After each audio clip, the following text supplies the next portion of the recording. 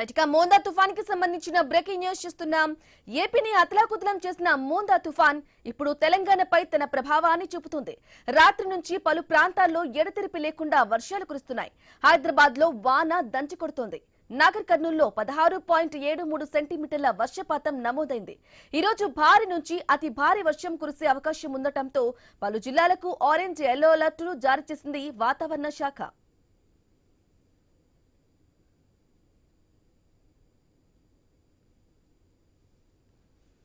Right గా Montha effect AP వ్యాప్తంగా బీభత్సం సృష్టిస్తుంది. అలాగే ఇప్పుడు తెలంగాణపై కూడా ఈ ఎఫెక్ట్ అయితే భారీ నుంచి అతి భారీ వర్షాలు ఉండబోతున్నట్లుగా కూడా తెలుస్తోంది. తెలంగాణకు సంబంధించిన పూర్తి సమాచారం అందించడానికి మా ప్రతినిధి ప్రవీణ్ లైవ్ ద్వారా అందిస్తారు. ప్రవీణ్, చెప్పండి, తెలంగాణలో కూడా మోందా తుఫాన్ ఎఫెక్ట్ ప్రభావం ఉండేటట్లుగా కూడా తెలుస్తుంది. కొన్ని జిల్లాలకు ఆరెంజ్ అలాగే ఎల్లో అలర్ట్ కూడా జారీ చేసినట్లుగా తెలుస్తుంది. అప్డేట్స్ ఏంటి?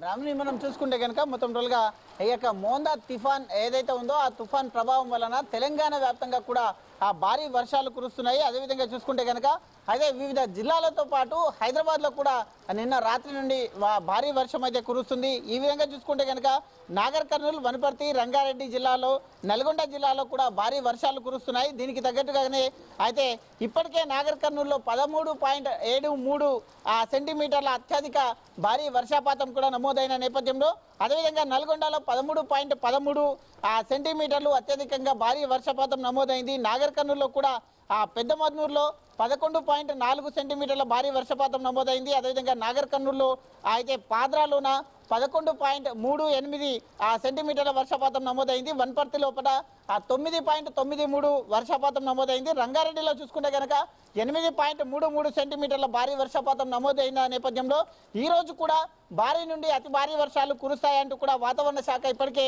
హెచ్చరికలు జారీ చేసిన నేపథ్యంలో కొన్ని జిల్లాలకు ఆరెంజ్ అలర్ట్ కూడా జారీ చేశారు. ఆదిలాబాద్, నిర్మల్, మంచిర్యాల, జగిత్యాల, పెద్దపల్లి, కరీంనగర్, జయశంకర్ భూపాలపల్లి, ములుగు, వరంగల్, మహబూబాబాద్, ఖమ్మం, భద్రాద్రి కొత్తగూడెం జిల్లాలో నుంచి భారీ నుంచి అతి భారీ వర్షాలు పడే సూచన ఉన్నందున ఈ యొక్క జిల్లాలు ఏవైతే ఉన్నాయో ఆ జిల్లాలకు ఆరెంజ్ అలర్ట్ జారీ చేయడం జరిగింది. అదేవిధంగా చూసుకుంటే కనుక కొమరభీం, ఆసిఫాబాద్, నిజామాబాద్, రాజన్న సిరిసిల్ల, సిద్దిపేట, హనుమకొండ, జనగాం, యాదాద్రి, భువనగిరి జిల్లాలకు మొత్తంగా ఎల్లో అలర్ట్ జారీ చేశారు. ఇక్కడ ఓ మోస్తారు వర్షం పడుతున్నట్టుగా తెలుస్తుంది.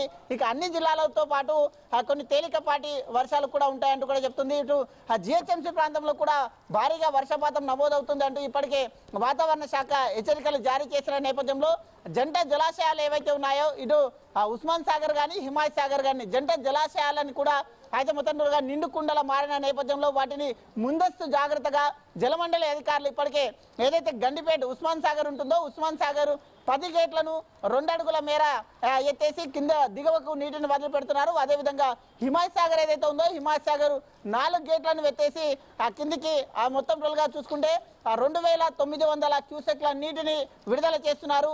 ఈ నేపథ్యంలో చూసుకుంటే కనుక ఇక్కడ ఏదైతే మూసి పర్యాక ప్రాంతాల్లో లోతట్టు ప్రాంత వాసులు ఉంటారో ఆ ప్రాంత వాసులందరినీ కూడా అలర్ట్ చేస్తూ వస్తున్నారు. అదేవిధంగా ముషరంబాగ్ కానీ, చాదర్ఘాట్ కానీ, ఇటు మలక్పేట్ కానీ ఈ యొక్క మూసి ఎస్ ప్రవీణ్, అలాగే ముఖ్యంగా పంటలకు కూడా ఏ విధమైన నష్టం వాటిల్లే అవకాశం ఉంది. ఎందుకంటే ఏపీ వ్యాప్తంగా చూసుకున్నట్లయితే ఏపీలో చాలా వరకు తీర ప్రాంతాల్లో కానీ మిగిలిన జిల్లాల్లో కూడా పంట నష్టం వాటిల్లే అవకాశం ఉంది.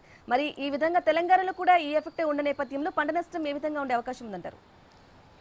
అయితే మనం చూసుకుంటే కనుక భారీ వర్షాల నేపథ్యంలో రాబోయే 2 రోజులు కూడా భారీ వర్షాలు ఉన్న నేపథ్యంలో ఇప్పటికే వాగులు, వంకలన్నీ కూడా నిండుకుండలా మారిన నేపథ్యంలో ఇటు పంట నష్టం కూడా భారీగా జరిగే అవకాశాలు కూడా ఉన్నాయి. ఎందుకంటే భారీ వర్షాల నేపథ్యంలో మొత్తంగా కూడా పంట పొలాలన్నీ నీట మునిగి పోవడం వలన అక్కడ ఉన్నటువంటి పంట పొలాలు కూడా నష్టం వాటిల్లే అవకాశం ఉంది. కాబట్టి అయితే పంట నష్టం కూడా జరగవచ్చని కూడా వాతావరణ శాఖ అధికారులు ఇప్పటికే హెచ్చరికలు జారీ చేస్తున్నారు. అదేవిధంగా వాతావరణ శాఖ రైతులకు కూడా కొన్ని సూచనలు చేస్తున్నారు.